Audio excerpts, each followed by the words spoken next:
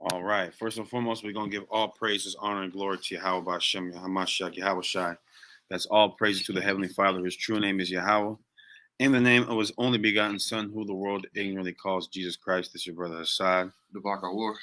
Coming back at y'all with another live class from headquarters here in Atlanta. If you're in the Atlanta area, make sure you come tap in with us every Thursday. We teach in downtown Atlanta on Peachtree, right by Hooters at 8 p.m. Because I had to preface it with that. People say, "Oh, so you brothers are out there at 8 a.m.?" Yeah, no, for some reason. 8 p.m. every Saturday at 4, not a.m. p.m. Right up the street at Peachtree Center, CVS, right there. All praise to the Most High.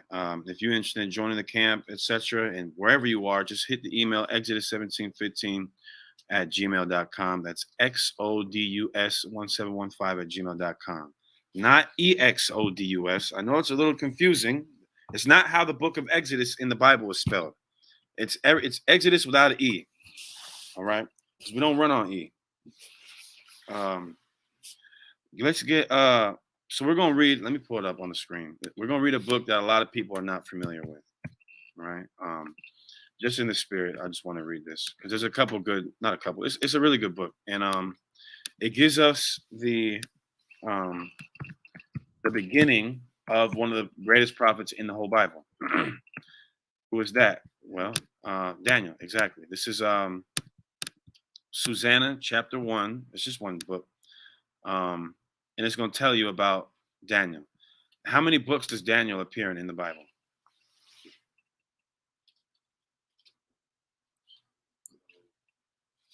Like he actually is doing something, not where he's just mentioned. I want to say it's actually 3 books. Yeah, it's 3. It's Daniel, of course, Belma Dragon, and Susanna. Oh, that's right. Okay. Yeah. Well, is it Song of the 3 Holy Children too? No, I think that's just Hananiah, Azariah, Mishael. Is Daniel? He wasn't a part of that. He wasn't. Yeah, it's the 3 Holy Children. He's the 4th one. Okay, cool. Interesting. So, let's start in Susanna. We're just gonna read the whole book. All right. Mm-hmm. The history of Susanna. Mm-hmm. Verse 1. There dwelt a man in Babylon called Joachim. So what's the chronological time period for what's going on right here? We're in Babylon. Go ahead. And he took a wife whose name was Susanna, mm-hmm. a daughter of the Chelcius, a very fair woman, and one that feareth the Lord. So now there's a brother that lives in Babylon named Joachim. He's got a wife who's a very beautiful sister who fears the Most High. Go ahead. Her parents also were righteous. Wait a minute. There's nobody that's righteous. Her parents also were righteous. So I like to go to this Susanna 1 and 3 to prove that there are people that are righteous. So does the Bible contradict itself when Paul says there's none righteous? No, there's none. What is that right there? It's a generalization. There's none righteous. Because the Christians say, well, see, there's none righteous, not one. Okay, is Christ righteous? Well, yeah, but it's not, except for him. No.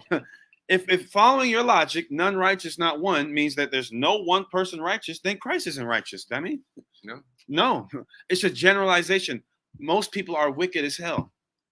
Wicked, no righteousness, right? And even sometimes, like Isaiah 64 says, our righteousness is as filthy rag. Well, that doesn't mean that there's never been righteous people in the Bible. That's why righteous people they're made mention of, because they're so few and far in between. Like it says right here, her parents were also righteous. This reminds me, boom, you go from here. What's this precept that says kind of like the same thing? It's a woman whose parents are righteous. There you go, boom. Then you go to Luke 1. You see that same thing? That's how you can put scriptures and precepts together. It's because it's the same thing that's going on, right? A sister who's got righteous parents. Luke 1 says John the Baptist, a brother, has righteous parents. Okay, go ahead.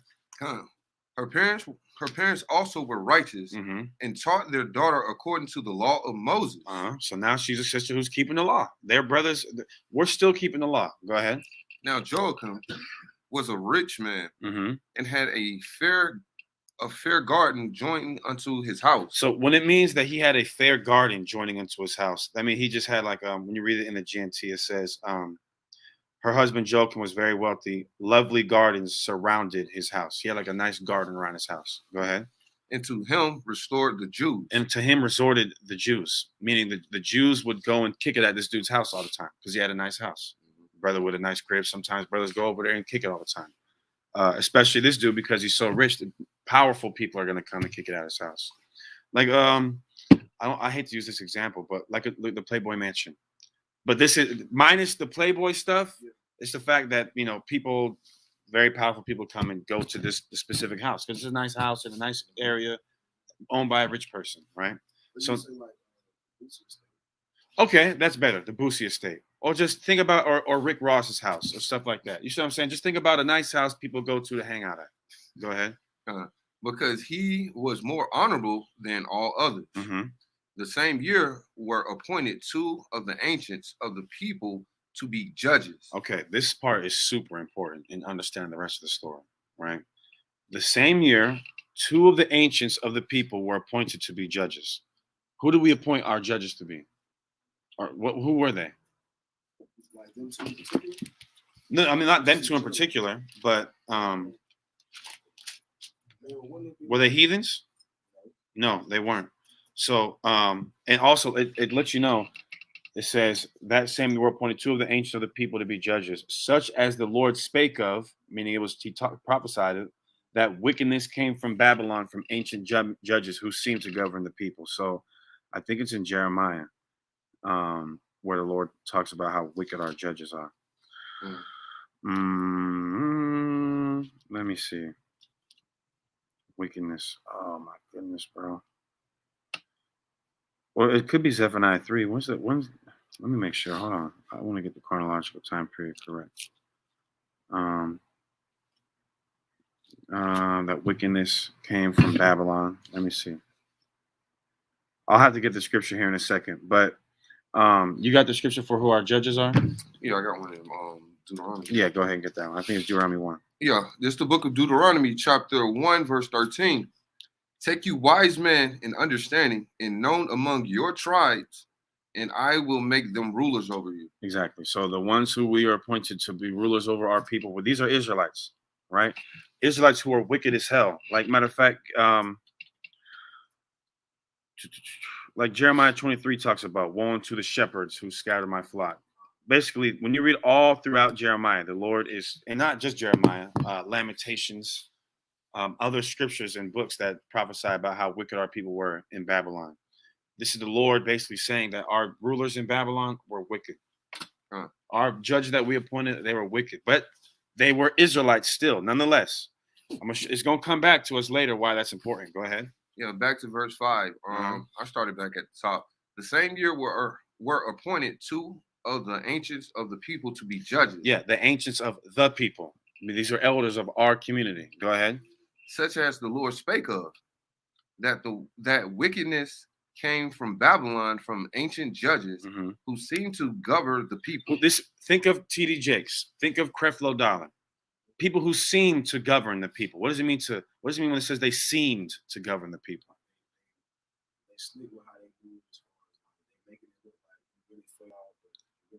They look like they're helping us out. They look like they're doing good in our community, like they're good leaders. It seems like that. You got something? It remind me of what how should I say it? About the scribes and Pharisees? Yeah. Go ahead, get that.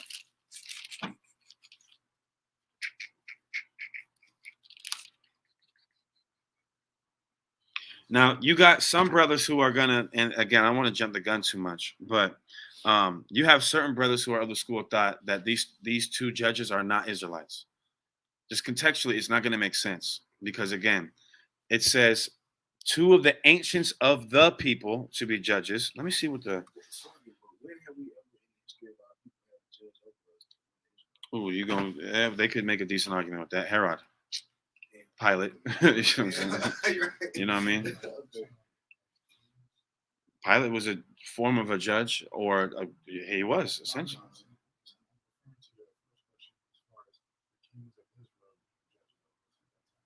The kings of Israel? We didn't have a king at this point. Go ahead. This is the book of Matthew, chapter 23, verse 25. Woe unto you, scribes and Pharisees, hypocrites, For ye may clean the outside of Yeah. the cup and of the platter, but within there are full of extortion and excess. Yeah, they look good on the outside, but inwardly they're extorting your community. That's why Creflo Dollar asked niggas for a $60 million private jet. But it looks like he's doing such a great thing for the community. You see these commercials where he's talking about rental assistance and food programs and prison programs. That's all a front. You dummy. He's no different than a drug dealer who has a washing and dryer company to try to wash all his money through. So he can look like like damn Empower, how Ghost owns a nightclub. That's just a front for an illegal business that he can try to launder his money through, you dummy. So of course he's got books that he's gonna sell, and he's got programs and things of that nature. Because he's got all this goddamn tithe money off of you simple ass niggas that helped him buy a $60 million jet. Of course he's gonna try to. You can't have just nothing. You gotta make it. You gotta clean it up a little bit, because he's no different than the pimp. He's no different than the drug dealer. He's worse than the pimp and the drug dealer. That's why when you see a pimp and you see a pastor, you can't tell the difference between either of them. They're both. That's why, well, goddamn, what's his face? One of the most famous, Don Magic Juan. The nigga became a bishop. He had a whole church and everything.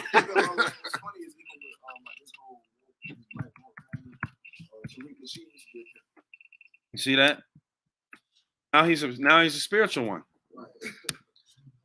Snoop, look at Power and BMF. Snoop's he's a pastor in the show, and he sounds just like a pimp too. It's the funniest stuff. So Susanna 1, just to help prove that these are Israelites. Susanna 1:5, it says everyone who had a legal case to present would go to Joachim's house, where 2 judges held court. These 2 leaders of the Jewish community had recently been appointed to office. They were the ones about whom the Lord said, there was wickedness in Babylon. Judges are failing to give guidance to the people. That's like get Lamentations 2:15. This is what it reminds me of. And this might be, because I can't remember, a while ago I tried to find, because you guys notice when it says, it's in quotation marks right here. Shalom, King. There is wickedness in Babylon. Judges are failing to give guidance to the people. It's quoting something that's written in like Jeremiah or Ezekiel or Lamentations, right? Get Lamentations 2:15. This is the book of Lamentations, chapter 2, verse 15. Uh-huh. All that passed by clapped their hands. Sorry, verse 14. Oh, so okay, all right. Lamentations chapter 2, verse 14. Thy prophets have seen vain and foolish things for thee. Yeah.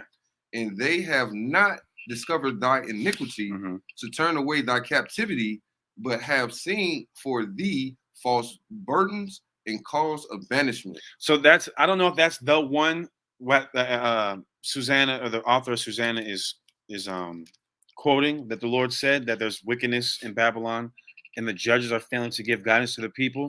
But that verse pretty much says that our leaders are failing to give guidance to us. That's what it says.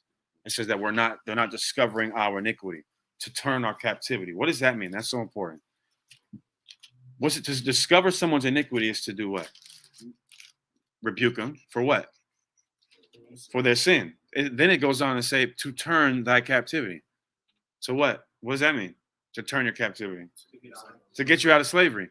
Our leaders are not telling us to stop sinning so we can get out of slavery. And that's exactly what we see. Shalom. Everybody, we're gonna have to finish this up another time. You going deep? Well, we was gonna read Susanna. Oh yeah, we're gonna read Susanna another time. Okay. Well, it's gonna come up in the history. Okay. The box. That's that one thing. Okay, for your time. Oh.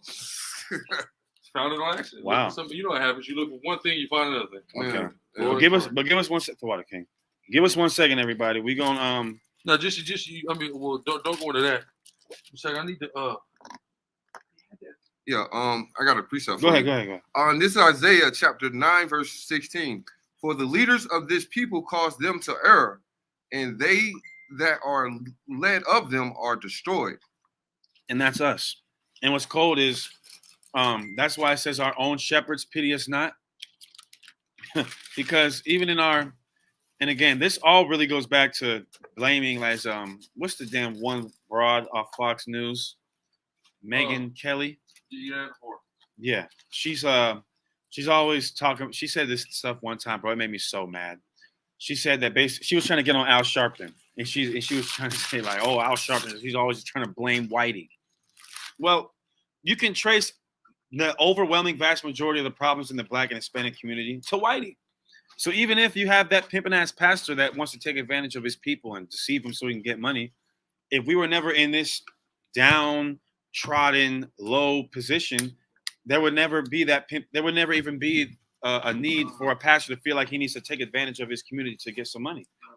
He would have a nice, decent job, just like every other white person does, and be able to provide for his family, and without extorting his people. Right? But, huh? I said, wouldn't he know? Damn, I forgot how this shit works. But again, everybody, this is a good book. If y'all want to, y'all can read it for yourself. But Susanna gives the beginning on how the prophet Daniel got notoriety. Because when you read Daniel chapter 1, watch this.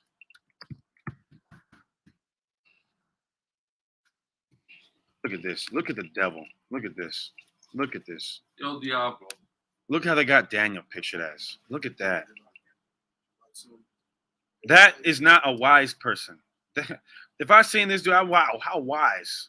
Let's read Daniel chapter 1, the verse in question, and see if he looks like that lily white LG guy. Daniel 1, and we're gonna start at verse 3. And the king spake unto Ashpenaz, the master of his eunuchs, that he should bring certain of the children of Israel, and of the king's seed, and of the princes. So this is a royal family.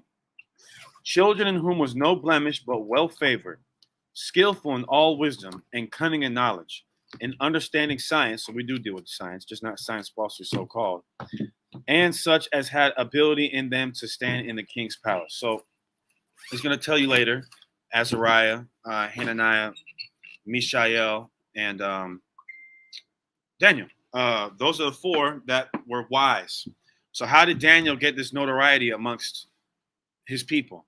Well, we start even seeing in Susanna. That's the beginning of when Daniel starts to get this notoriety, and people start to regard him as being wise and being this. They basically they treated him as an elder, even though he was young. Exactly.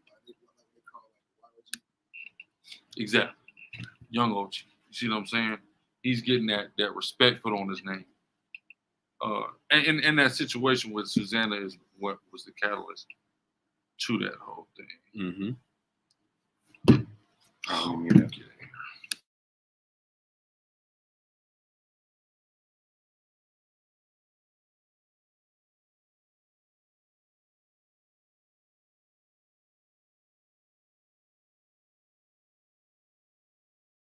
Yeah, give us 1 second, everybody. We about to transition.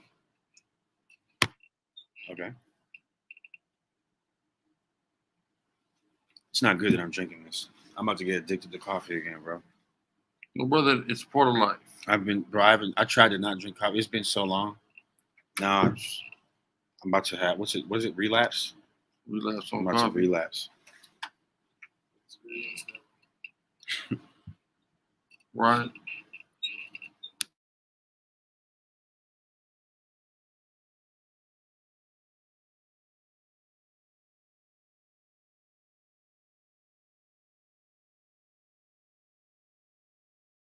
Hello. I sound good and I sound great. Yeah. All praise Yahweh Shem Yahushai. What do we got today? We got oh, that's a handsome fellow. Oh man. Yeah, what do we got? What we leave off at in the Torah. Let me take a look. I'm looking at 25, right?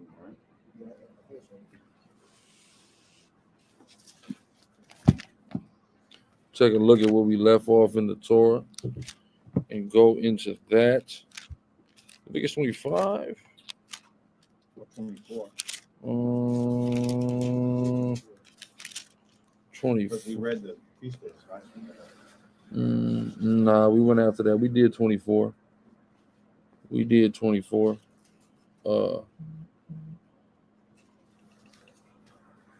Whatchamacallit? We did 24.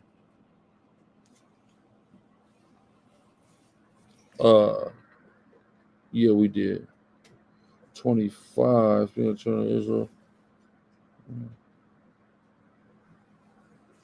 Okay, Leviticus 25. Let's go ahead. We'll start Leviticus 25.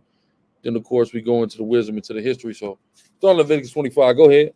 And the Leviticus 25:1. And Yahweh spake unto Moses in Mount Sinai, saying, Speak unto the children of Israel, and say unto them, When ye come into the land which I give you, then shall the land keep a Sabbath unto the Lord. See that? So, the land, the Most High, he gave us this wisdom. And this wisdom, it teaches us how to dictate ourselves.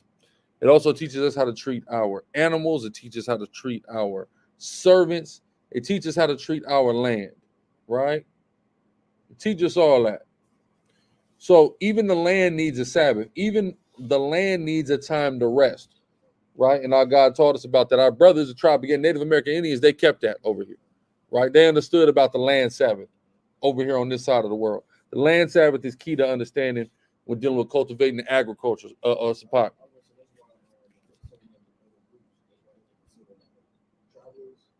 They were nomadic because they were giving that land time to rest. They'll go over here while they gave it time to rest. Some of the Most High taught us how to do that, right? So let's keep reading. 6 years thou shalt sow thy field. It says 6 years. So you cultivate a field for 6 years, right? Read on. It says, In 6 years thou shalt prune thy vineyard, and gather in the fruit thereof. See that? Read. But in the 7th year shall be a Sabbath of rest. In the 7th year, there shall be a Sabbath of rest. So we see the land, it's got them years, right? And that 7th year shall be a Sabbath of rest, right? So you're a human being. You rest on the 7th day. The land rests on the 7th year, right? When does God rest? Right? Let's read that. Get Genesis. Then we'll get 1 Peter.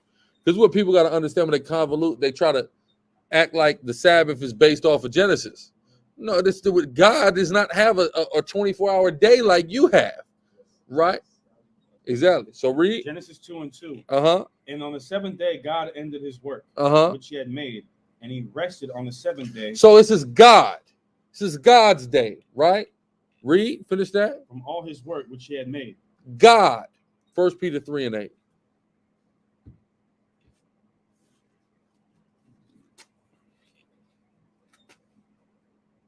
This is the book of 1 Peter chapter 3, verse 8. It says, no, 2 Peter. 2 Peter, like it. 2 Peter chapter 3, verse 8. But beloved, be not ignorant of this one thing. Right, the what?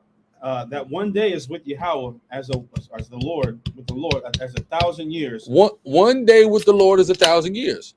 So a land Sabbath comes on the 7,000th year. I mean the 7th year. God's Sabbath is on the 7,000th year, right? It's nothing to do with your Sabbath. That's on the 7th actual day. A day to God is 1,000 years. So it's laughable when people try to convolute that or assert that the earth was created in 7 24-hour days. No. A day to the Lord is 1,000 years. Right? The Bach. Yeah, because, you all right? Yeah, I'm but all right. over the Christ. like a few It's over. It's It's over. Some people have like 8 Sabbaths. So to rectify it, they say it's 2 calendars that's operating in the Bible. I mean, I understand that, but that don't make no sense. It just don't make sense, right? But let's keep going. This is Leviticus chapter 24, verse 3.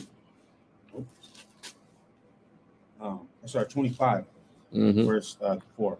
But the 7th year shall be a Sabbath of rest unto the land, a Sabbath for the Lord. Thou shalt neither sow thy fields nor prune thy vineyard. That which groweth of its own accord of thy harvest, thou shalt not reap. Meaning, see, it's growing of its own accord. So because you've established a vineyard or, whatever you've established, some of that stuff is going to grow wild, right? Don't reap it. You're not gathering. You just letting that sit. You letting that land rest, right? Part of the reason why, of course, it's in part as well due to the curse of Cain, but Esau has over-farmed a lot. He's overdone that a lot, and he's destroyed a lot of his crops in this country by doing that because he's so greedy. He doesn't understand that the land needs rest. God taught us this. Go ahead. Salakia, Rakab. Of course not.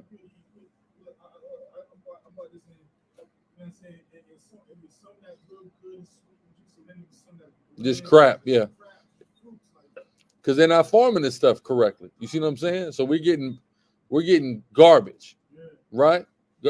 A cluster of grapes supposed to take 2 men to carry, right? Now your son can pick it up out the damn thing, eat it, right? Go ahead. It says, that which growth of its own accord of thy harvest thou shalt not reap. Neither gather the grapes of thy vine undressed. For it is a year of rest unto the land. And the Sabbath of the land shall be meat for you, for thee and for thy servant, and for thy maid, and for thy hired servant, and for thy stranger that sojourneth with thee. And for thy cattle, and for the beasts that are in thy land, shall all the increase thereof be meat. And thou shalt number 7 Sabbath of years unto thee, 7 times 7 years, and in the space of the 7 Sabbath of years shall be unto thee 49 years. 49 years. Read on. It says, then shalt thou cause the trumpet of the Jubilee to sound on the 10th day of the 7th month. In the day of the atonement shall you make the trumpet sound throughout all your land. So on the day of atonement, on the 49th year, every 49th year, we would blow the trumpet, read. And you shall hallow the 50th year, and proclaim liberty throughout all the land unto the inhabitants thereof.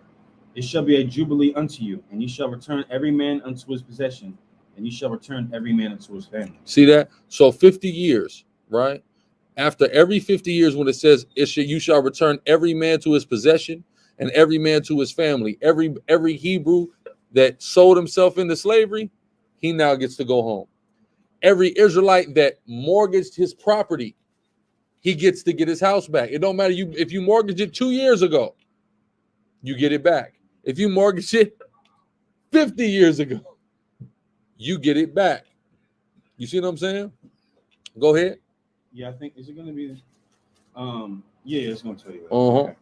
It says, verse 11, a jubilee shall that 50th year be unto you. You shall not sow, neither reap that which groweth of itself in it, nor gather the grapes in it of thy vine undressed. For it is the jubilee, it shall be holy unto you. Ye shall eat the increase thereof out of the fields. In the year of this jubilee, ye shall return every man unto his possession. And if you sell aught unto thy neighbor, or buyest aught of thy neighbor's hand, ye shall not oppress one another. You see that? We could, of course, oppress every other group of people that we feel like oppressing.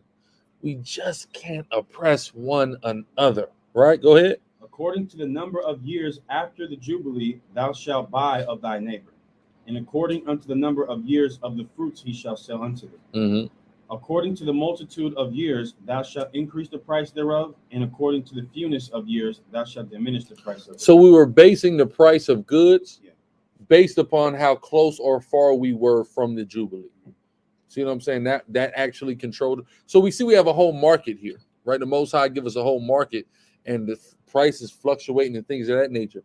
He had this all set up, right? Go ahead. Yeah, isn't it like that's where like a monopoly comes in. Like you still have a thing where they got federal rules that they try to stop monopolies. To be this price. Yeah, they try to set the price for the monopoly. So that way you don't run everybody out of business. That's where exactly because in a capitalist society, the concept is everybody's supposed to be able to compete in business. Right. But if they make it unfair, then they can't compete. That's why, like right now, so y'all know T-Mobile had bought out Sprint, right? T-Mobile bought Sprint out. Yeah. So you said what? Yeah. So they did it, but it finally just phased in.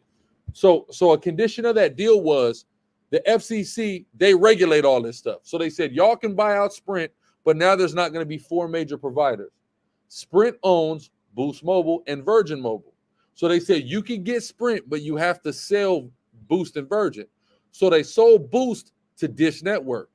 So Dish Network is the 4th provider because now they own Boost, right? But the contingency of the deal is Boost is supposed to be able to use T-Mobile's network until they develop their own 5G network, right?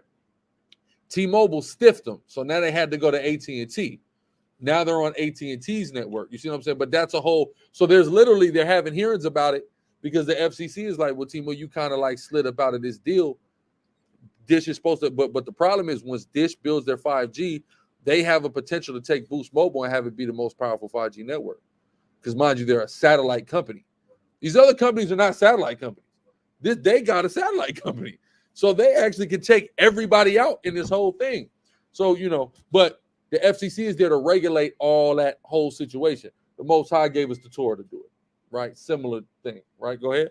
It says, excuse me, according to the multitude of years, thou shalt increase the price thereof, and according to the fewness of years, thou shalt diminish the price thereof of it. For according to the number of the years of the fruits doth he sell unto thee. You shall it'll be if the year after the Jubilee, the fruit would be worth the most. Yeah, exactly. It decreases from there. Exactly, in value. Yeah. Ye shall not therefore oppress one another, but thou shalt fear thy God, for I am Yahweh your God. Whereof ye shall do my statutes and keep my judgments and do them, and ye shall dwell in the lands in safety. And that's cool. The Hebrew stock market. Let's say you invest in a vineyard, right? The year after the Jubilee, you know you're going to be up that year, and it's just going to keep going down. And you can buy one the last year and then exactly. Exactly. You know how niggas was getting down. But look what it says. Read that last verse, right? Verse 17? 18. Wherefore ye shall do my statutes and keep my judgments and do them, and you shall dwell in the land in safety. You shall dwell in the land in safety. Now, the previous verse says what? In 17, read 17.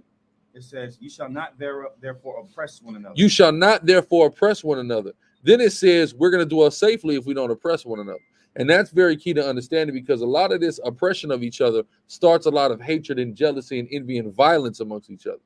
When somebody feels pressed down, they're supposed to want to press up and get you the hell off of them. You see what I'm saying? So even what you read about, like in the New York prison systems, how the Bloods even got in New York was a response to the Latin Kings. So they said the Latin Kings was oppressing us, so we came with the Bloods. But then the Latin Kings say, well, before we came, we had to come out because the 5%ers was oppressing us. It was here the 5%ers come oppressing us. So then we formulated as Latin Kings. We're on some liberation stuff. Then they turn into the oppressors. Then the Bloods get big. Now they're oppressing. You see what I'm saying? So it's just, but if we never oppressed each other, we would all just dwell safely the whole time. See what I'm saying? Go ahead. It kind of says 19. And the land shall yield her fruit, and ye shall eat your fill, and dwell therein in safety. Right. Go ahead. And if ye shall say, what shall we eat the 7th year? Behold, we shall not sow nor gather in our increase. So he knows what a nigga gonna say. Well, if we can't sow and gather, what I'm gonna eat? Yeah. Right? Go ahead. Moses is reading this, a nigga probably raising his hands, and then hey, what I'm gonna eat, nigga? And then he's raising his hand to ask that question, and then Moses is probably looking at him. And if you say, the nigga put his hand. What are we gonna eat? It says, then I will command my blessing upon you in the 6th year, and it shall bring forth fruit for 3 years. So you're gonna have so much in that 6th year, you're gonna have 3 years worth of fruit, right? And that's gonna help the market the year after, right? Go ahead. And you shall sow the 8th year and eat yet of old fruit until the 9th year. See that? You're gonna have enough fruit. You're gonna have enough fruit to eat until the 9th year, right? Go ahead. Until her fruits come in, ye shall eat of the old store. The land shall not be sold forever, for the land is mine, for ye are strangers and sojourners. So read that verse again. The land shall not be sold forever. The land shall not be sold forever, right? They selling that land up over there now. People is buying that land. They try to make it hard and difficult, but that land is up for sale in Israel right now. Law says the land shall not be sold. We can't sell the land. Yeah. What you mean? Well, Israel, yeah, they sell parcels of land to Israel. No. I'm talking about the Israelis. Yeah. They sell the land, right? They'll sell the land. They sell parcels of land. They make it difficult, and they won't sell it to just everybody, but they'll sell that land. But the reason why this land is not supposed to be for sale is very simple. He gave 12 tribes inheritance. How can you sell this? This is somebody's stuff already. You see what I'm saying? You ain't never supposed to sell that. You can mortgage it, but on the Jubilee year, you got to give it back to the person. You see what I'm saying? So the Most High had it all set up, and this showed another law that they're not keeping. What does the Talmud say about that? Right? Go ahead. It says the land for you. This is Most High talking to Israel. You are strangers and sojourners with me. Where we at? Verse 23. 24. And in all the land of your possession, you shall grant a redemption for the land. If thy brother be waxing poor and have sold away some of his possessions, Because this is gonna happen. Brother gonna get low on money, gonna make some bad choices. He gonna start selling stuff. He's going to be at the pawn shop. We know about this, right? Nigga just at the pawn. Damn, every time you're like, where you? Man, in the pawn, man. I gotta get out the pawn. Right? We know people like this. Go ahead. And if any of his kin come to redeem it, then shall he redeem that which his brother sold. Right? Then his kin come and get it out the pawn. I'm gonna get that out the pawn for you. See what I'm saying? Go ahead. That would be his land, right? Yeah, exactly. Same thing. Well, it can't be sold forever. No, yeah. If thy brother be waxing poor and have sold away some of his possession, yeah, which is his land. Come on, go ahead. Verse 23 said the land should not be sold forever. That's why it's a redemption. It's being redeemed. It's being bought back. Exactly. Is that what redeem means? Yeah. Bought back. Yeah. How are we buying back people that were never bought in the first place? Salakia, go ahead. Yeah, like other version, I think, say you can't sell it permanently.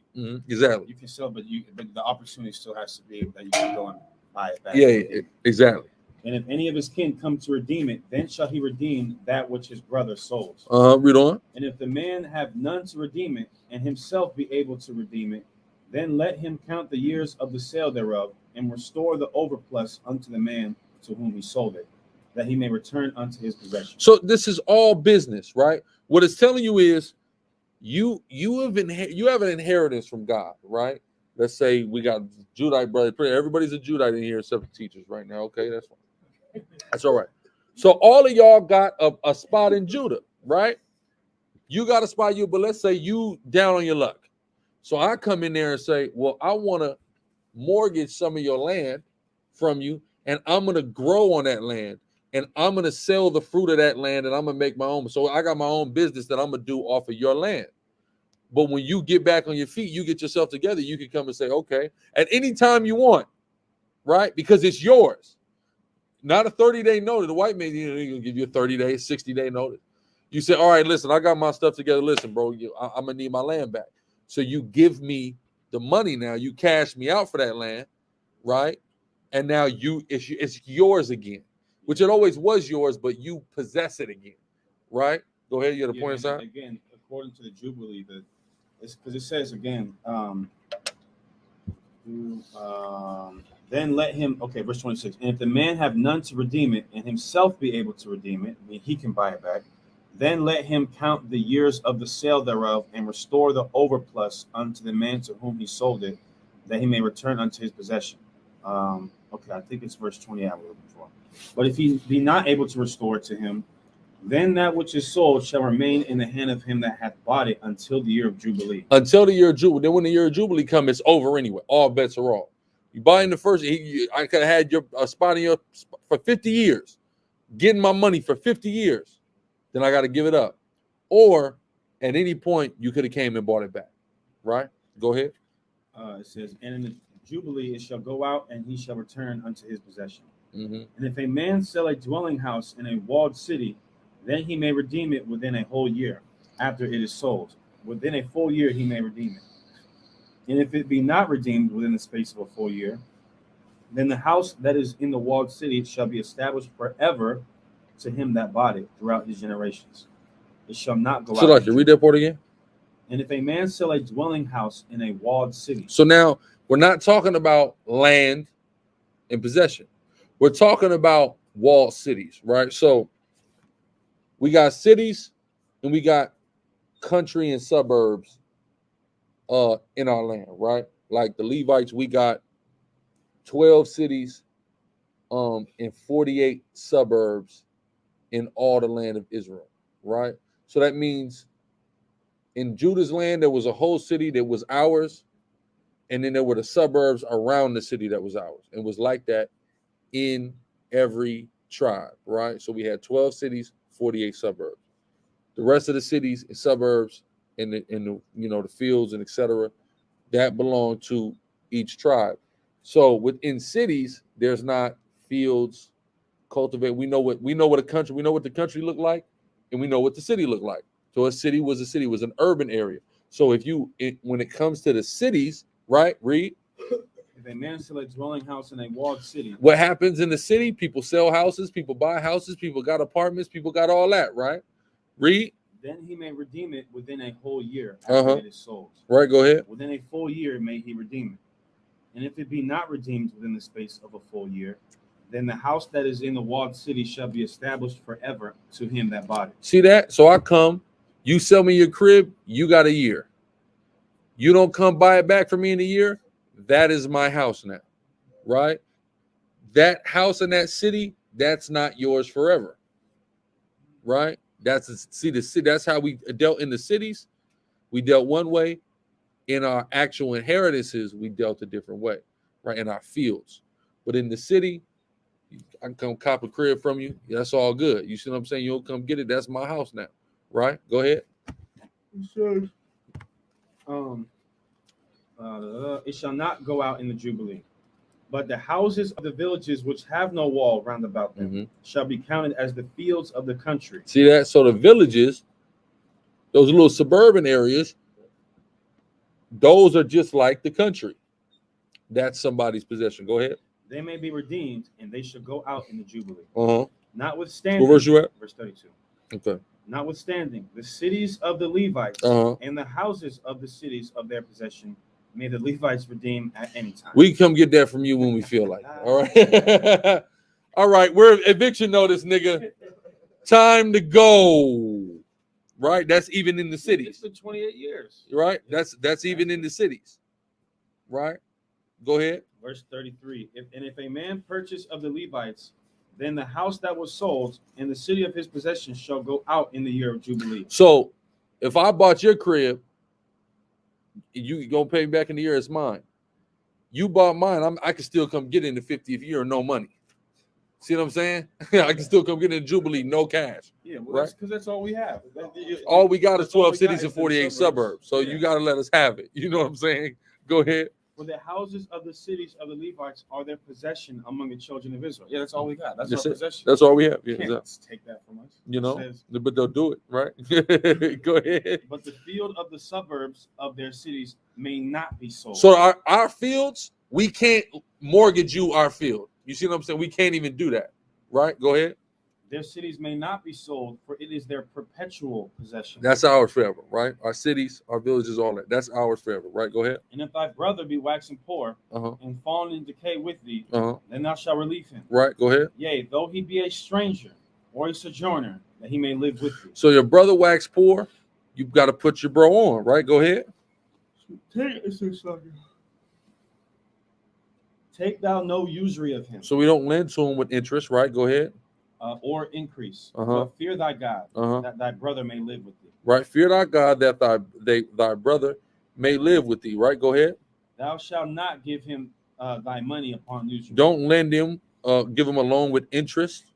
Go ahead. Nor lend him thy victuals for increase. Right. Go ahead. I am Yahweh your God, which brought you forth out of the land of Egypt, to give you the land of Canaan, and to be your God. Hold on. Go ahead and teach on that. All right. Now, real quick, going back to verse 35, when it says, our brother who's referred to as a stranger, we can't lend upon him usury, a loan, right, with interest. So this is how you can go about substantiating that there's two different types of strangers in the Bible, right? Because now we go to Deuteronomy 23, and I think it's like 19. It says Deuteronomy 23 and 19. Thou shalt not lend upon usury to thy brother. Usury of money, usury of victuals, usury of anything that is lent upon usury. Reiterating what's being said in Leviticus 25. But then it goes on to say in verse 20, upon a stranger you may lend upon usury, but unto thy brother thou shalt not lend upon usury. So wait a minute. Leviticus 25 says this stranger you can't lend upon usury. But then Deuteronomy 23 says this stranger you can lend upon usury. Is it a contradiction? No. Leviticus 25 is speaking about your brother, an Israelite. Deuteronomy chapter 23 is in reference to a heathen. You can lend upon if a heathen man has said, I need $100, man. I just okay, cool. And 10 days later, here I got your $100 back. Nah, bro, I need 1 million. You can do that. You're allowed to do that. Someone said, I don't know about Assad being Levite. That Afro-looking Judah. Come on. Okay, so now back to Leviticus 25. It says, verse 38. I am the Lord your God, which brought you forth out of the land of Canaan, out of the land of Egypt, to give you the land of Canaan, and to be your God. And if thy brother that dwelleth by thee be waxen poor, and be sold unto thee, what is he sold unto you as? A Hebrew servant. Wait, let's get that real quick. Exodus 21. Because a bondmaid and a bond servant is different than a regular servant. What's a bond servant? A slave. Because when it says you shall be sold for bondmen and bondwomen, if you're bonds, what does that mean? You're bound up. What does it mean to be bound up? You're in shackles, chains. That's a slave. A regular servant, you're just, like a butler or you someone who help around the house. You see what I'm saying? Exactly. Like them white people that would be on the plantation. They weren't the owners of the house, but they lived on the property. The house overseer, pretty much. If we're gonna, use an example of a farm, you're still their brother. You can't just treat them any type of way. But you're an employee. Like Jeffrey? Yeah, exactly. Like Jeffrey, right? So Exodus 21 and 1. These are the judgments which thou shalt set before them. If you buy a Hebrew servant, 6 years he shall serve you, and in the 7th year he shall go out free for nothing. So the law of the Hebrew servant, he serves you for 6 years, and in the 7th year you got to let him go. Right? And then here's how cold it is. I believe, and I want to say, I don't want to jump the gun, but depending on, like, for example, let's say a brother wanted to sell himself to you to be a Hebrew servant a year before the Jubilee. When the Jubilee comes, you still got to let him go. Period. No way around it.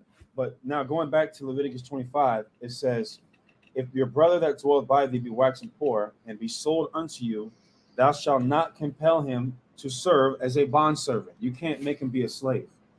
But as a hired servant, and as a sojourner, he shall be with thee, and shall serve thee until the year. Until the year of Jubilee. What verse you at? Verse 40. Uh-huh. And then shall he depart from thee, both he and his children with him, and he shall return unto his own family, and return unto the possession of his fathers shall he return. Uh-huh. Okay, so I know if you already got a maid servant, we're gonna get to it. Uh-huh. Go ahead. It says, for they are my servants, which I brought forth out of the land of Egypt. Uh-huh. They shall not be sold as bondmen. Right, not as bondmen. Right, go ahead. It's a slave for Israel. It's a slave. It's a sin for Israelite to be a slave. It says, thou shalt not rule over him with rigor, but thou shalt fear thy God. Mm-hmm. Both your bondmen and bondmaids, which you shall have, shall be of the heathen that are round about you. Of them shall you buy bondmen and bondmaids. Moreover, of the children of the strangers that do sojourn among you, of them shall you buy, and of their families that are with you. And of their families. Enslave these people. Yes. Enslave their families. Go ahead. Which they begat in your land, and they shall be your possession. Mm-hmm. They belong to you. They are in our land to serve us. Go ahead. 50 is the year of Jubilee to the brother on a YouTube chat. 50. 7 is the land Sabbath. Go ahead. Which they begat in your land, and they shall be your possession. And you shall take them as an inheritance for your children after you. Meaning you're passing these people down generationally as possessions. Right? Go ahead. Like what's Samuel Jackson in what was his name in the movie? No, he's talking about Stephen. Stephen. Remember he's talking about how he served his dad. Mm-hmm. Yeah, bro. That's exactly what it looks like, but on the opposite side of the spectrum. Them being like if you had a slave and then you pass that slave down to your son, and if he's still alive when your grandson is alive, he's your grandson's slave. But his kids are your grandson's slave and his grandkids. You see what I'm saying? It says, and you shall take them as an inheritance for your children after you, to inherit them for a possession. They shall be your bondmen forever. Forever. Go ahead. But over your brethren, the children of Israel, you shall not rule one over another with rigor. See that? Go ahead. And if a sojourner or stranger wax rich by thee, And thy brother that dwelleth by him wax poor, and sell himself unto the stranger or sojourner by thee, or to the stock of the stranger's family. After that he is sold, he may be redeemed again. One of his brethren may redeem him. He come and redeem us. And this is the concept that we see actually in Deuteronomy 28 and 68, with no man shall buy thee. No one came and bought us back from these people. You see what I'm saying? Go ahead. But that's all going to be done with the blood of Yahushua. Go ahead. Either his uncle or his uncle's son may redeem him, or any that is nigh of kin unto him of his family may redeem him. Or if he be able, he may redeem himself. And he shall reckon with him that bought him from the year that he was sold to him unto the year of Jubilee. All based on how close it is to the year of Jubilee. Right, go ahead. And the price of his sale shall be according unto the number of years. According to the time of a hired servant shall it be with him. If there be yet many years behind, according unto them, he shall give again the price of his redemption out of the money that he was bought for. And if there remain but few years unto the Jubilee, then he shall count with him, and according unto his years shall he give him again the price of his redemption. And as a yearly hired servant shall he be with him, and the other shall not rule with rigor over him in thy sight. And if he be not redeemed in these years, then he shall go out in the year of Jubilee, both he and his children with him.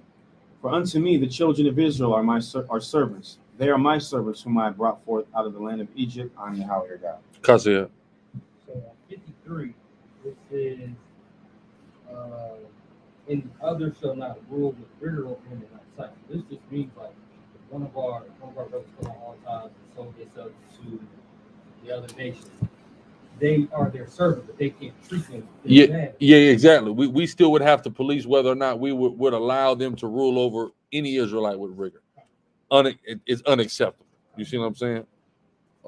Which is what a tremendous law. Let's go to Sirach. What I leave off in Sirach. Israel defense, Aliyah. That's how you pronounce your name in the Hebrew. Very interesting conversation last night, by the way. Where we leave off? The 10, 11 was ahead of him.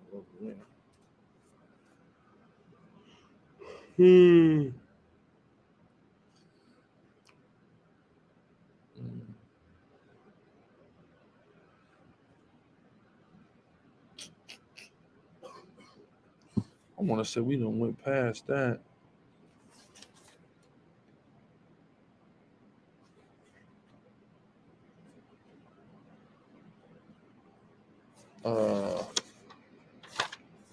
Yeah, let's go Sirach 13. Go ahead. Okay. Sirach 13:1. He that toucheth pitch shall be defiled therewith. And he that hath fellowship with a proud man shall be like unto him. Right? You had that fellowship with a proud man, you're going to be like that person, right? You're going to start picking up on that person's behavioral patterns, right? Go ahead. Burden not thyself above thy power while thou livest. They say what? Burden not thyself above thy power while thou livest. Burden not thyself above thy power while thou livest. This is a very important law to understand, right?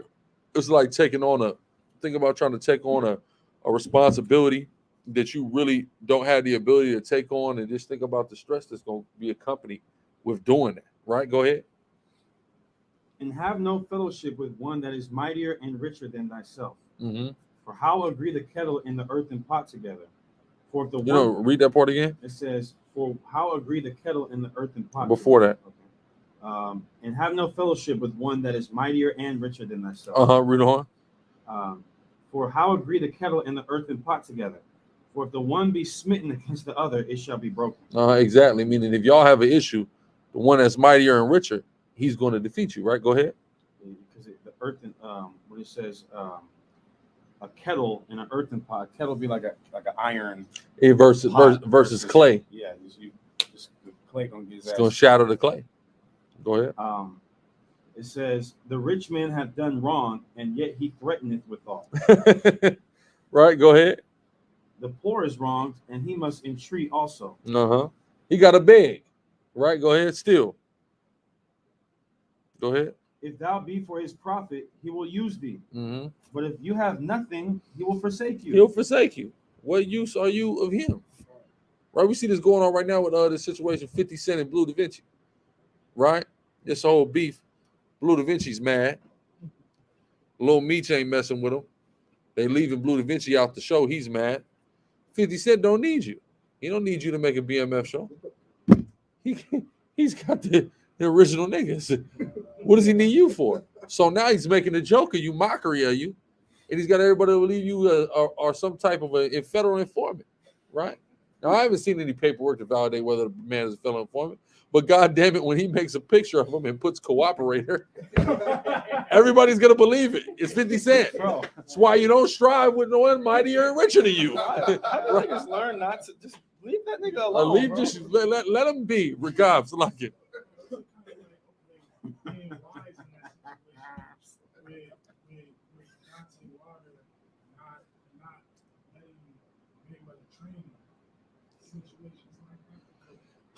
I mean, that I think might have been a little bit more pride, but it could be a situation like that too because he's mightier and richer and things of that nature. But it could have helped him. I think that would have helped him. There was a point I was going to make though. Another point like that, or like the saying that the certain niggas say in the streets, you ain't got enough money to beef with me. You know what I'm saying? You ain't got enough money to go to war with me, nigga. You know, I'm gonna put more guns in the street. Trust me, nigga. I got more shooters than you. I'll go hire some niggas. You ain't got this type of money. That's what the Bible is teaching us, right? Go ahead. Imagine that. That's all the caption literally just says cooperator. Devon, have you seen that? That's great. And I ain't seen no paperwork. I know that Meech them don't mess with him no more. But you know that can happen for a number of reasons. Don't mean he told on somebody. You know what I'm saying? No, 50 is saying that about Blue Da Vinci. That Blue Da Vinci cooperates. You see what I'm saying? They put that on there. Go ahead though. Okay. It says, "If thou have anything, he will live with thee.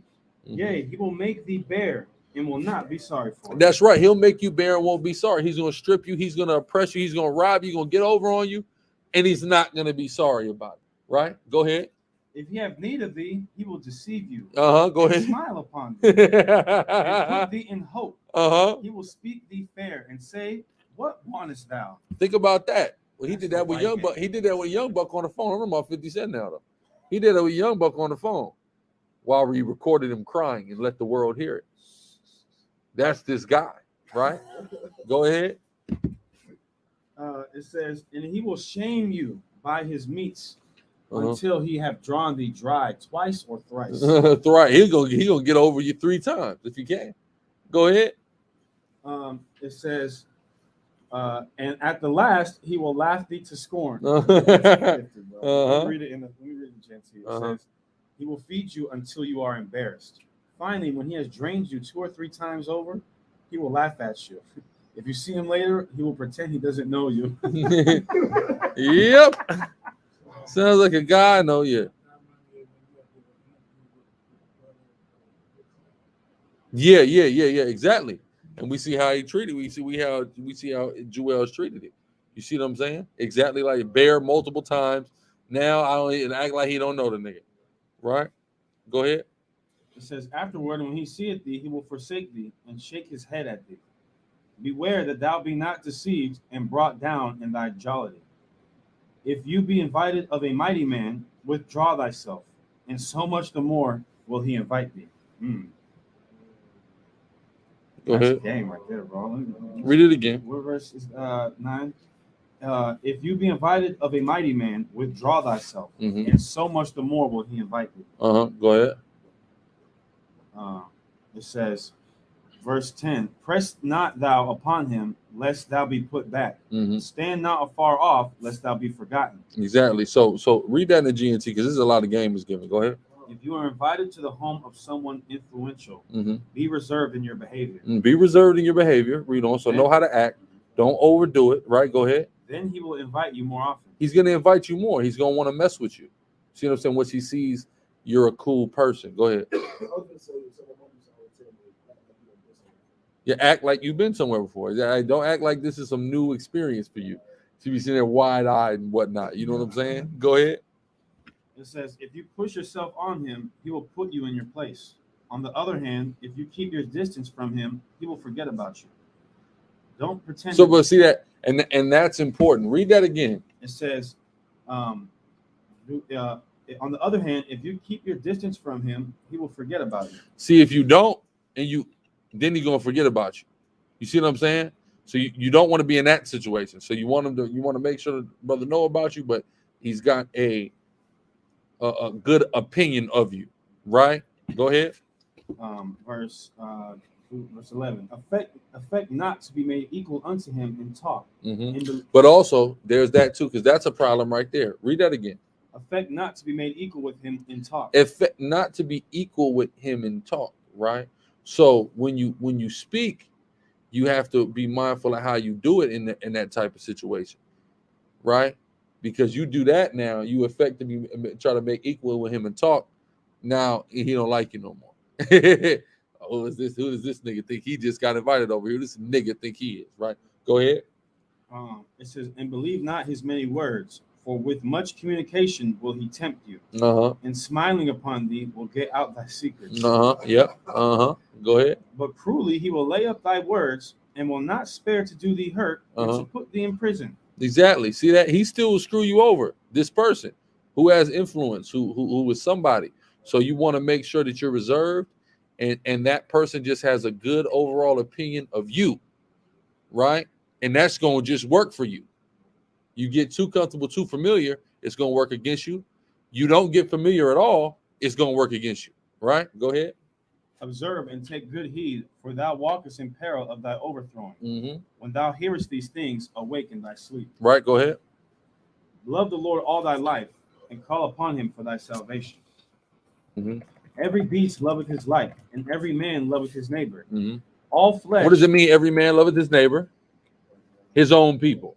Everybody loves their own people, prefers their own people, right? Go ahead. It says, every beast loveth his like, and every man loveth his neighbor. All flesh consorteth according to kinds, and a man will cleave to his like. A man will what? Cleave to his like. Cleave to his like, what he's like. You want to understand how that happened? Just put everybody in a bad position, and you'll see it. You'll see everybody just go with their own like, right? Go ahead. It says, verse 17, what fellowship hath the wolf with the lamb? So the sinner with the godly. Read on. What agreement is there between the hyena and a dog? And what peace between the rich and the poor?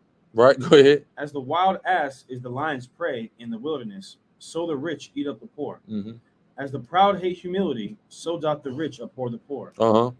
A rich man beginning to fall is held up of his friends, but a poor man being down is thrust also away by his friends. He don't got nobody to help him out. Right, go ahead, because his friends are damn poor too.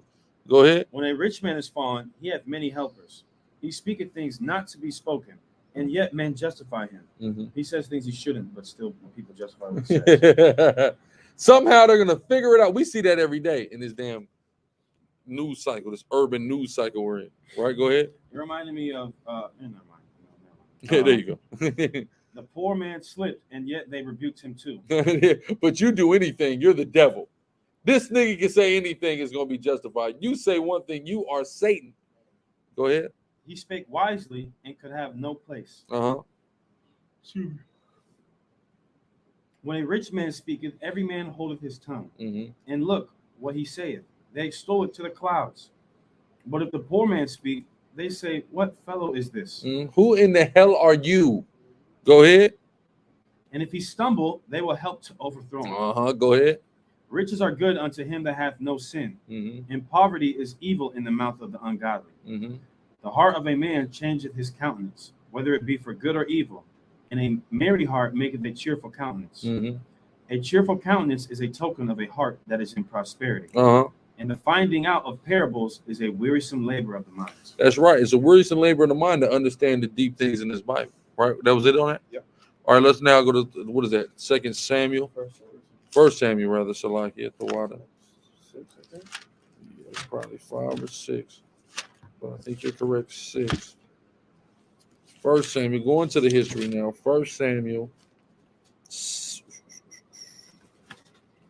Last we read about was No, 7. We're gonna be 7. Yeah, they've already returned it.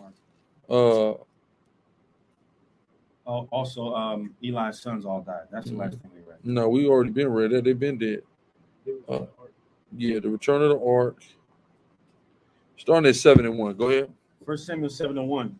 And the men of Kirjath-jearim came and fetched up the ark of Yahweh and brought it into the house of Abinadab in the hill and sanctified Eleazar his son to keep the ark of Yahweh. And it came to pass while the ark abode in Kirjath-jearim that the time was long, for it was 20 years, and all the house of Israel lamented after Yahweh.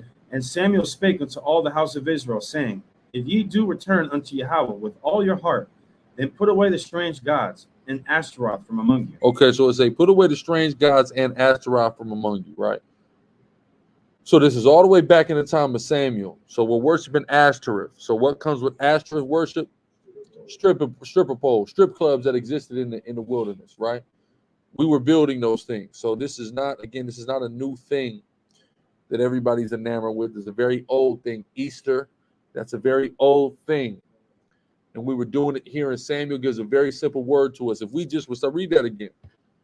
And Samuel spake unto all the house of Israel, saying, If ye do return unto Yahweh with all your heart, then put away the strange gods and Ashtaroth from among you, and prepare your heart unto Yahweh, and serve him only, and he will deliver you out of the hand of the Philistines. This is how cold our people is. Notice he said, and serve him only.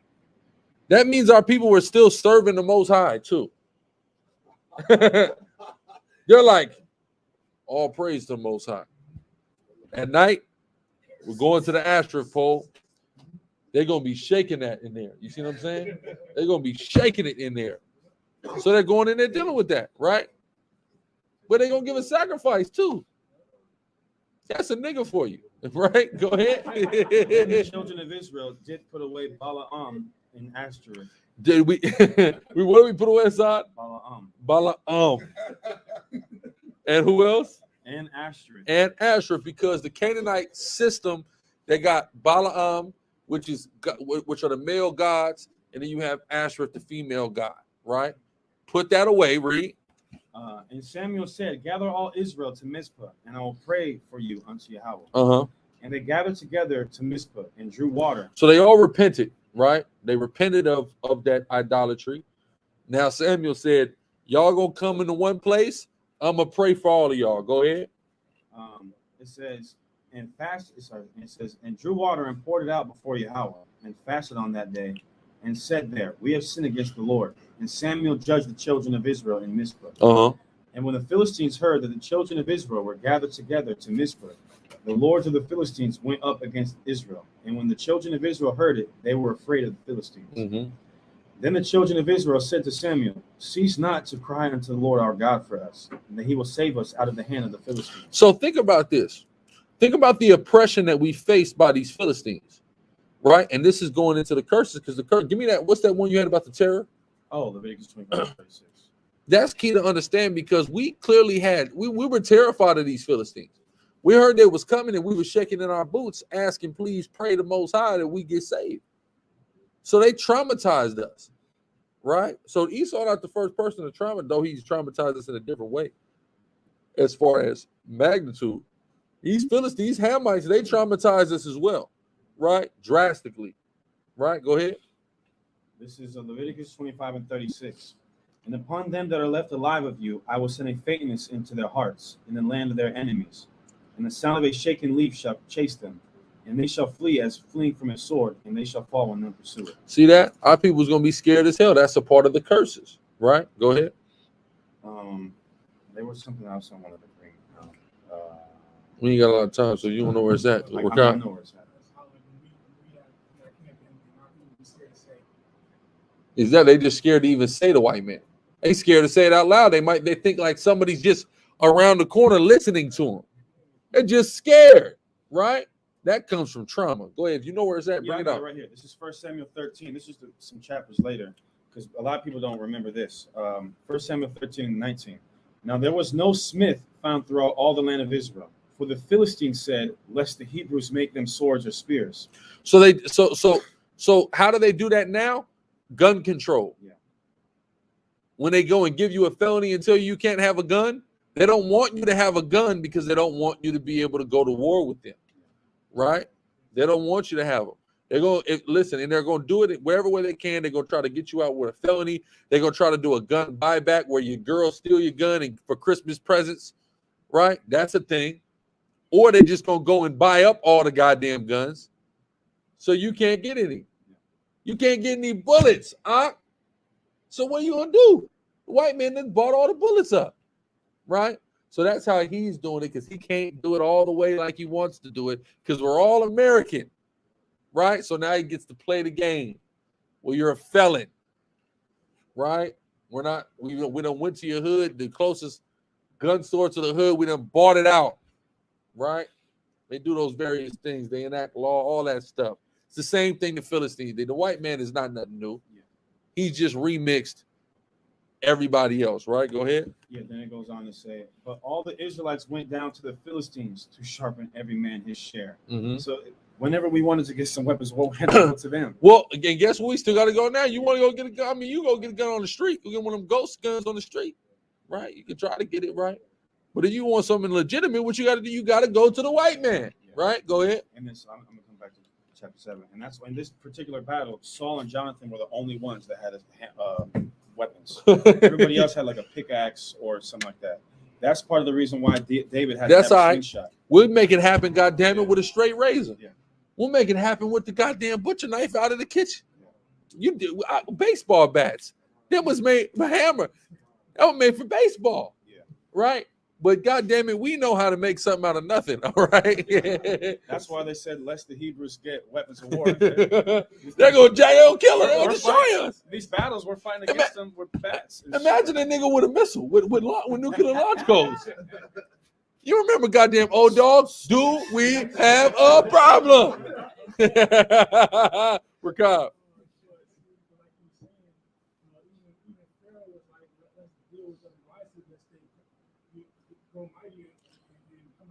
Exactly. They're afraid of that. They are innately, they all have that fear that they know if the playing field is ever even, that they can't win. The heathens know this. They know who our God is. They know how he did. After what happened in Egypt, and even before, like you said, Pharaoh already had an inclination before we even did anything, right? We were a few niggas at that time. Go ahead. Yes, sir.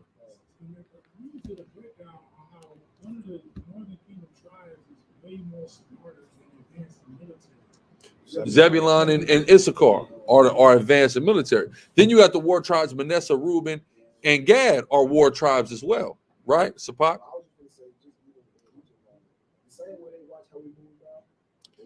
They was watching it then. Come. They just seeing the ability and they're going, if they had that concerted, they know it's going to be bad for us. For them, rather, Ricard.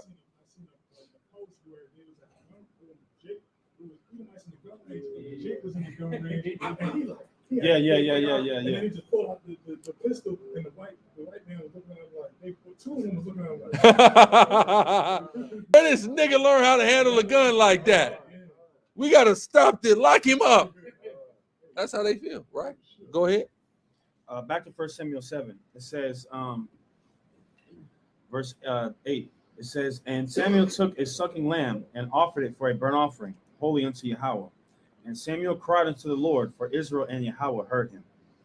And as Samuel was offering up the burnt offering, the Philistines drew near to battle against Israel. But Yahweh thundered with a great thunder on that day upon the Philistines, and discomfited them, and they were smitten before Israel. Mm-hmm. So they didn't even, you see what I'm saying? He discomfited them, right? Go ahead. What verse you at? Verse 11. Uh-huh. And the men of Israel went out of Mizpah and pursued the Philistines and smote them until they came under so we ran down on it. We beat their ass, right? Go ahead. Then Samuel took a stone and set it between Mizpah and Shen and called the name of it Ebenezer, saying, Not Scrooge. Okay. Go ahead. Saying, Abba Nazar. Go ahead. Hitherto hath Yahweh helped us. Right, because Nazar dealing with the term help, Abba, meaning Father, of course. This is where God helped us, right? Go ahead. So the Philistines were subdued, and they came no more into the coast of Israel. Uh-huh. No more. And the hand of the Lord was against the Philistines all the days of Samuel. Right, so the Most High was constantly jacking up the Philistines, was using us to whoop the Philistine ass during the time of Samuel. Constantly. We see a great Levite stand up and rebel against oppression, lead against oppression again, right? Never fails, right? You know what I mean? And it's clear. It's clear that what's going on. So it's through the spirit, but at that time, that was our mortal enemy, was the Philistine. That goes into the time of David, right? Because that's the time of Samuel, the time of David.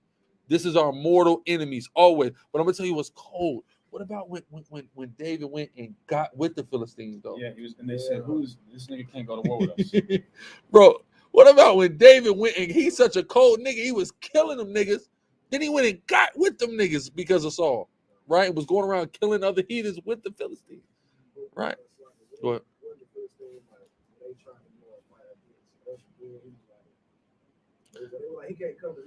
Yeah, exactly. They didn't want him to come, right? Go ahead. That was it on that.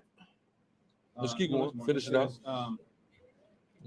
Verse 14. And the cities which the Philistines had taken from Israel were restored to Israel, from Ekron even unto Gath, and the coast thereof did Israel deliver out of the hands of the Philistines. And there was peace between Israel and the Amorites. And Samuel judged Israel all the days of his life. So we weren't even beefing with the Amorites at that time. Right, go ahead. And he went from year to year in circuit to Bethel and Gilgal and Mizpah, and judged Israel in all those places. Right, so he went in a circuit. So these were the places that he sat at, and he came, and people brought their matters before Samuel, and he judged those matters in those locations. Read. And his return was to Ramah, for there was his house, and there he judged Israel, and there he built an altar unto Yahweh. Okay, right. So we open questions. Question in the room. Questions, YouTube chat. I guess if y'all want to put hands up now in the clubhouse, because we're also on Clubhouse, y'all can put hands up now if you have questions. Deal with questions through the spirit and power of Yahweh B'Shem Yahweh Shai.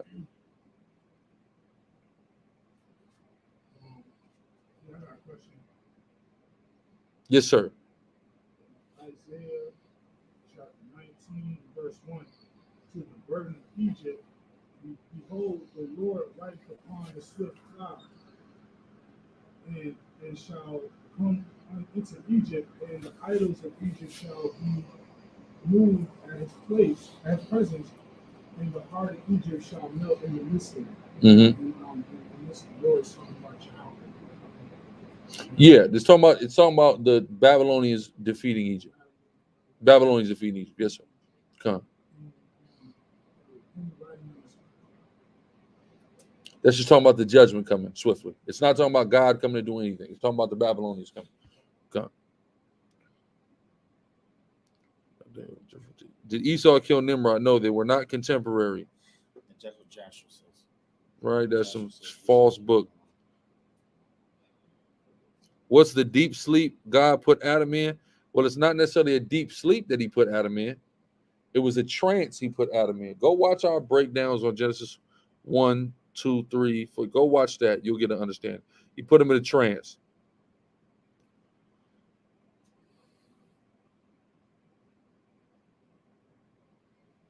Was Eleazar born in the wilderness? No, Eleazar wasn't born in the wilderness. Eleazar was born in Exodus 18 and 4. No, was he born in the wilderness? Let's take a look. Exodus 18 and 4. Exodus 18 is the... Yeah, we in the wilderness. Started 1. Exodus 18 and 1. And when Jethro, the priest of Midian, Moses' father-in-law, heard of all that God had done for Moses, yes, and for Israel, his people, and that the Lord had brought Israel out of Egypt. Then Jethro, Moses' father-in-law, took support Moses' wife after he had sent her back, and her 2 sons, of which the name of the one was Gershom, for he said, I have been an alien in a strange land, and the name of the other was Eleazar. That doesn't show when he was born, though.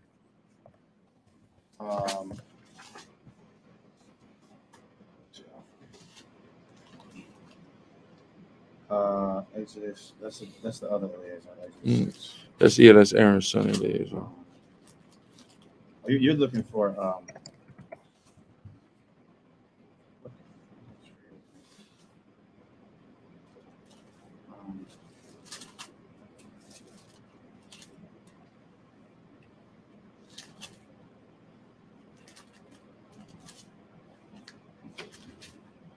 Yeah, I don't see. I think that he was born to him in Midian. I don't see that he was born in the wilderness.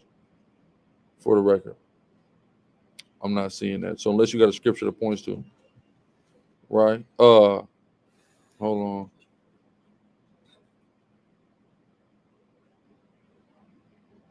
Elijah, I think that it's ridiculous and it's not rooted in scripture at all.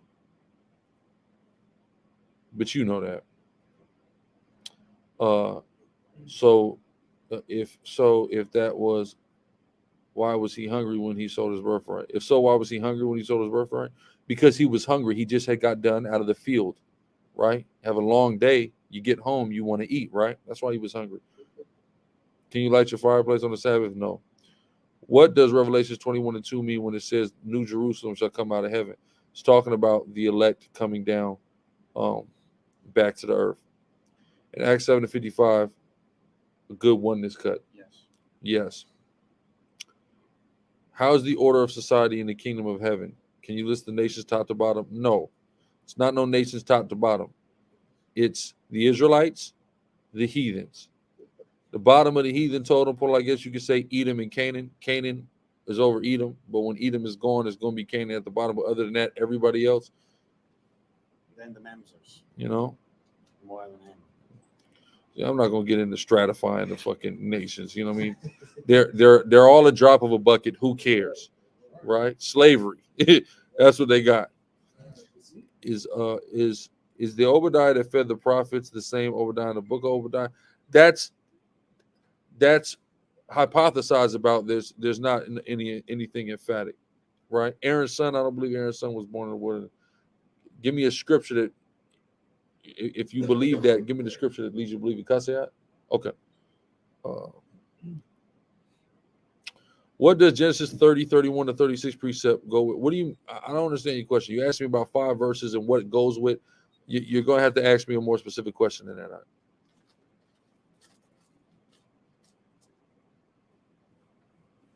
No, that's not showing that, right? It's not a sin to fight in the U.S. military. That's not a sin, right? It's not a law that says thou shalt not fight in the military of somebody else.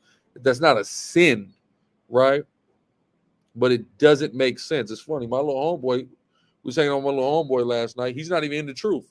And all he was telling me, he's been in the Air Force for years. All he's telling me is, I got to get out. He said, I got A, B, and C disability. Because he resigned 2 years ago. He resigned for like 7 more years. He said, nigga, I'm out in a year and a half. I'm out of here. You see what I'm saying? In the world, the niggas know you don't want to be doing that. I mean, I'll recommend a KJV. King Corn, but what do you have that suggests he was born in the wilderness, though? I don't understand where you're drawing that from.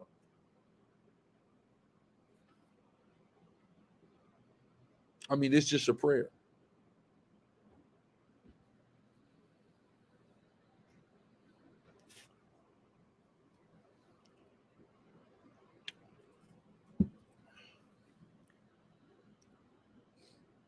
You know, you're going to go to sign up for World War III for a goddamn Camaro.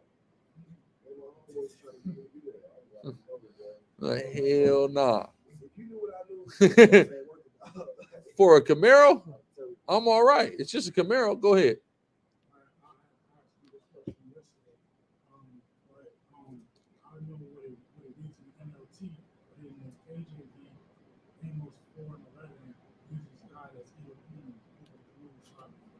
Uh-huh. I was trying to get understanding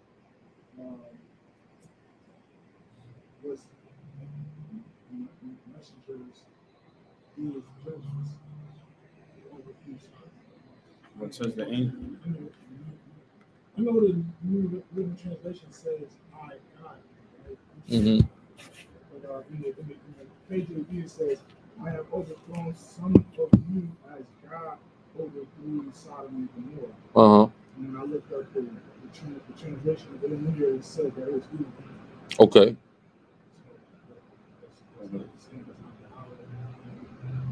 What do you mean it's not Yahweh doing it? Okay.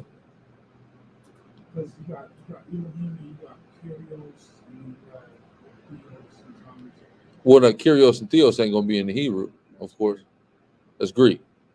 So yeah, so what you have to understand is Elohim or Elohim, that term is used all over the scriptures, right? So that's still in reference to the Most High sometimes. You see what I'm saying? Yeah, certainly. Yeah, but how he functions through the angels destroyed Sodom and Gomorrah. Who told them to do it? Fire from Yahweh. That's what it says. Yeah. Uh-huh.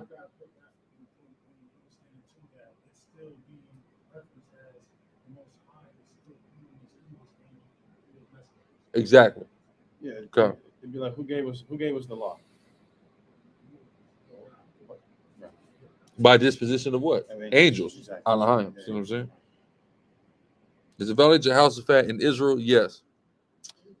If I'm moving to a place that doesn't allow animals, but you take it to a shelter, does that kill animals? Would that be wrong? No. Y'all gotta stop with this damn Sacrifice. this PETA spirit. Y'all being a PETA spirit, man. Y'all being a PETA spirit. We not in the Most High, not dealing with your dog, man. What did Cameron say? He said my closet the pet cemetery. Yeah.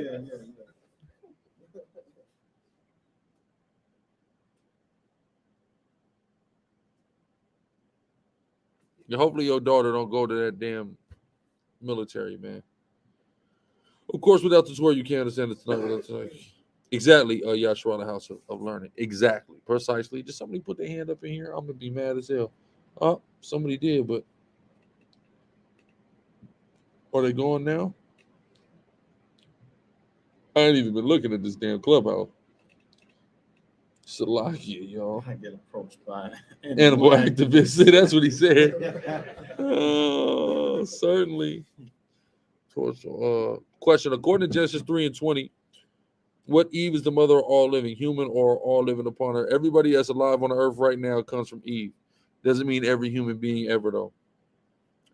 Andrew Carazana, Ezekiel 18:20, the son shall not suffer iniquity of the father. Is that the same as sin? Yes, meaning you don't judge people. We do not have the power to judge people, right, for what their parents did, and vice versa. That's all that means. The Most High judge people generationally like that. But also there's something called the parable of sour grapes, and it going out of style as well.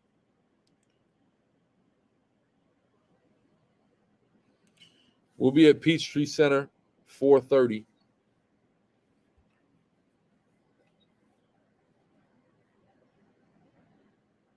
Yes, sir, Marshall.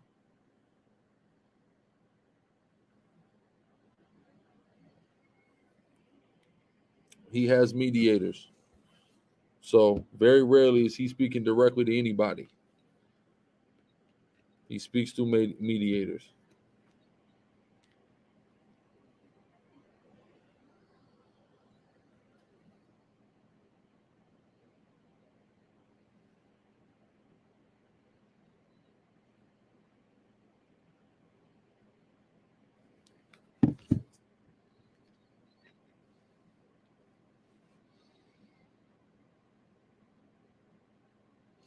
Travis Arsenal, just like Yahweh Shai refused to answer a question that's irrelevant and that's stupid, I will also not answer that question. And I say that respectfully.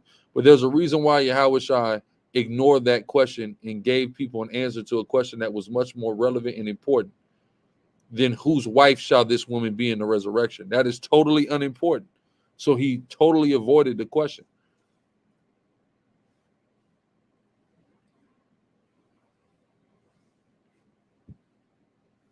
Right?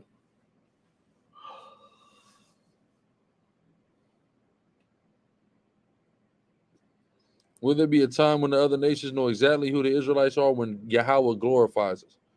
Then everybody will know. That's a go ahead with whatever precept. Isaiah 61 and verse 9. And their seed shall be known among the Gentiles. Will be known in our rulership. All that see them shall acknowledge them, that they are the seed which the Lord hath blessed.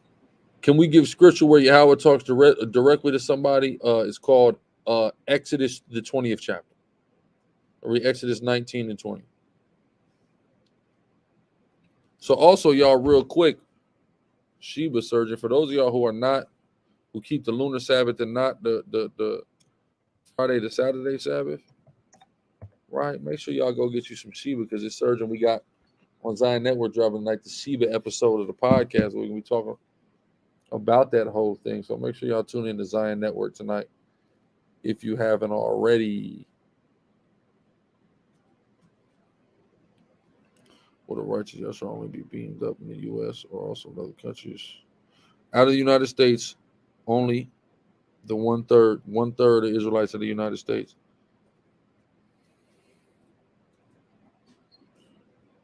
Joseph Johnson, I want to send you a question. Yeah, shout out to the Jesus Space Jew. That's a cool name. I was gonna do a Space Jew room. I'm still gonna do. I still plan on doing on good old Clubhouse.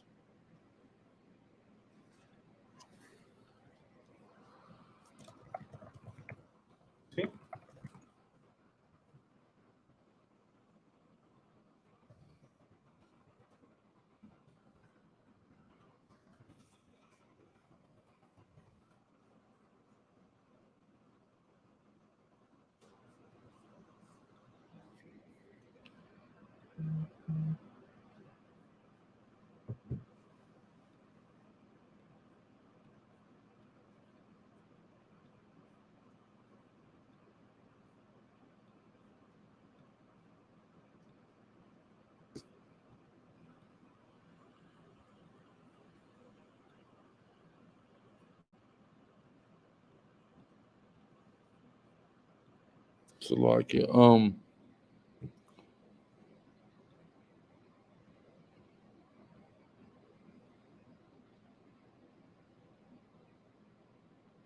Sky 13, what do you mean? What page it say the law is only for the Israelites? What do you mean? Don't understand your question.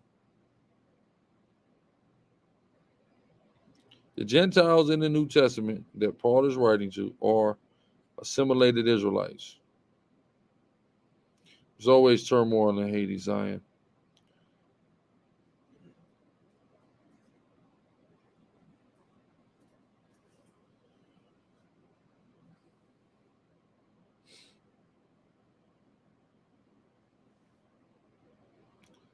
Kwayan, just get a little bit more particular.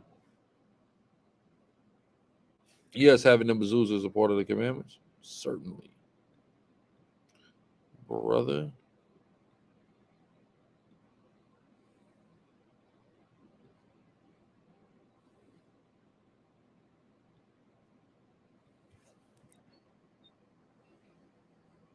Shalaka, what you said was going to be on? Oh, the new podcast, me, Assad, and Nashar talking about crypto, specifically Shiba. You know how it works, how to hurry up and get on it and make some money up off of it. So subscribe to Zion Network.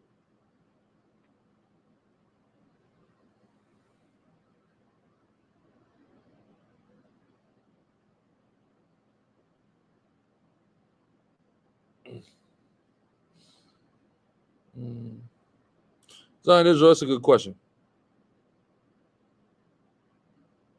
How do you subscribe to Zion Network? You just go to Zion.network, brother.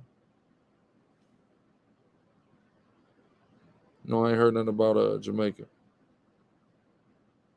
Oh, Scott, what are you asking me about them though?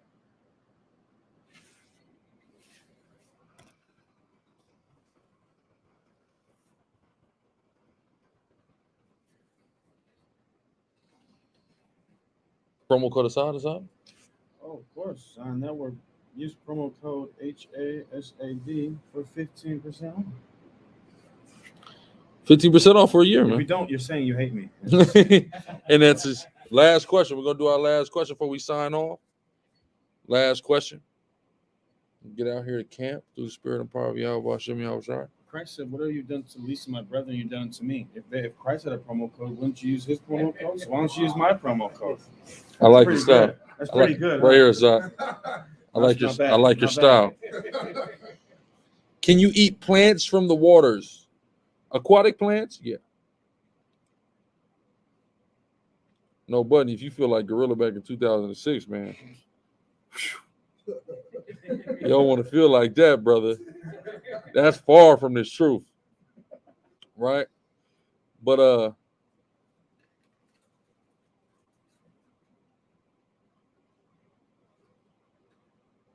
yeah, I've done presentations on this, so that began to happen with the Team dynasty up in Macedon, right? So just research Alexander, his father, and where they came from. No, you can't eat seaweed.